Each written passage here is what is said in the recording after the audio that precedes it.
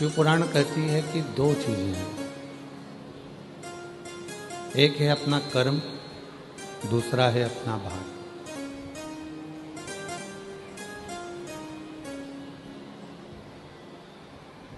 शिव महापुराण की कथा दो चीजें बताती है, एक बताती है अपना कर्म और दूसरा बताती है अपना भाग्य। एक बताया है कर्म को, दूसरा बताया है भाग्य को। और शिव महापुराण की कथा में भगवान तुमरुका जी चंचुला देवी से कहते हैं, चंचुला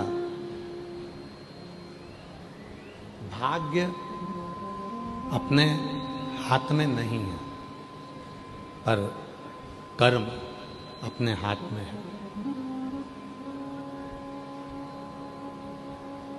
और यदि कर्म हमारे हाथ में है, कर्म हम अच्छा करेंगे, कर्म यदि हमारे हाथ में है और हम श्रेष्ठ कर्म करेंगे, तो ये पक्का है चंचुला कि भाग्य वही लिखा जाता है जो हम अपना कर्म में करते हैं, वही भाग्य। लोग कहते हैं भाग्य लिखने वाला विधाता होता है, लोग कहते हैं भाग्य लिखने वाला विधाता होता है, पर शिव महापुराण की कथा कहती है भाग्य लिखने वाला विधाता नहीं, हमारा खुद का कर्म होता है।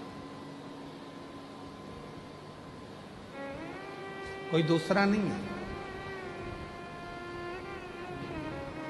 कोई दूसरा उस भाग्य को लिखने वाला नहीं होगा। भाग्य को लिखने वाला हमारा कर्म ही होगा। कैसा कर्म कर रहे हैं, किस तरह का कर्म कर रहे हैं, क्या कर्म कर रहे हैं, ये आप पर निर्भर करता है। एक व्यक्ति था, रोज मंदिर जाता, रोज जाता और भगवान से कहता कि मैं कोई काम नहीं करूंगा। ये उसी में की बात है जैसे लोग कहते हैं कि हे भगवान मुझे लक्ष्मी दो, और भगवान कहते हैं मैं लक्ष्मी तुझे दूंगा पर पहले तू दान तो कर। लोग कहते हैं भगवान तुम मुझे लक्ष्मी दो तो मैं दान करूं, और लक्ष्मी कहती है तू दान कर तो मैं आऊं। दोनों अलग अलग क्रम है। केवल मंदिर जाओगे, केवल कथा में चले गए या मंदिर चले गए या तीर्थ चले गए या संतों के पास चले गए या किसी गुरु जी के पास चले गए, तो क्या तुम्हें फल मिलेगा? शिव महापुराण की कथा हो, चाहे गीता जी का ज्ञान हो, गीता जी में भी भगवान कृष्ण कहते हैं कि मेरे भजन के साथ में तुझे कर्म करना पड़ेगा, और कर्म करेगा और मेरा भजन करेगा तो तेरे लिए सारे रास्ते खुलते चले जाएंगे, सारे मार्ग खुलते चले जाएंगे। तो कर्म ना करे, तो काम ही ना करे और सोचे कि बस मेरा भला हो जाए, कहीं से मुझे वैभव मिल जाए, धन मिल जाए, संपदा मिल जाए, सत्ता मिल जाए, सब कुछ मुझे प्राप्त हो जाए, तो वो नहीं।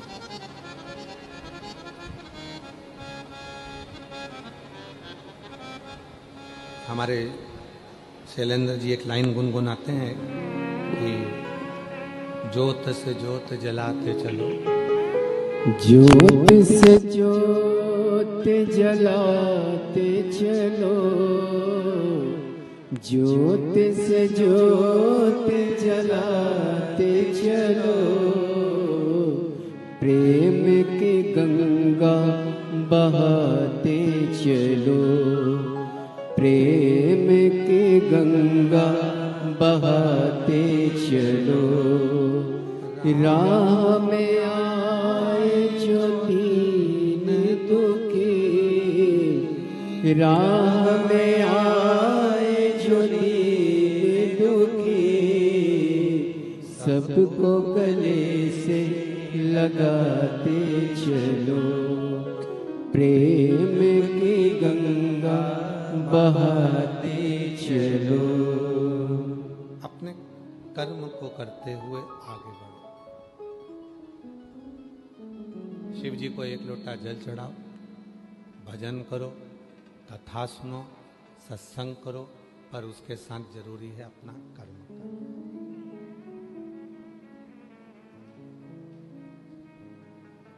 कर्म ही नहीं करोगे और दोष परमात्मा को दोगे तो वो ठीक नहीं, वो ठीक नहीं है। तुम कर्म ही ना करो और दोष परमात्मा को दे दो। एक महिला ने एक पत्र लिखा है,